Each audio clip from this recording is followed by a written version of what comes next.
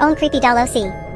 If you were born in spring, your OC is a porcelain doll. If you were born in summer, your OC is a puppet. If you were born in autumn, your OC is a plush doll. If you were born in winter, your OC is a magnetic ballerina. If you are an only child, your OC has some cracks or seams. If you have 1 or 2 siblings, your OC has a missing limb. If you have 3 or more siblings, your OC has spiderweb. If you live with a roommate, your OC has a ponytail. If you live with your partner, your OC has buns. If you live with your relatives, your OC has braids. If you live alone, your OC has long loose hair. If your eyes are blue, your OC has a missing eye. If your eyes are brown, your OC has empty sockets. If your eyes are green, your OC has button eyes. If your eyes are any other color, your OC has perfectly placed and spotless eyes. If you prefer hot weather, your OC wears a formal outfit with ripped clothes. If you prefer cold weather, your OC wears a casual outfit with dirty clothes. If you like or dislike both equally, your OC wears a vintage swimsuit. If you have dyed hair, use a warm color palette. If you have natural hair, use a cold color palette.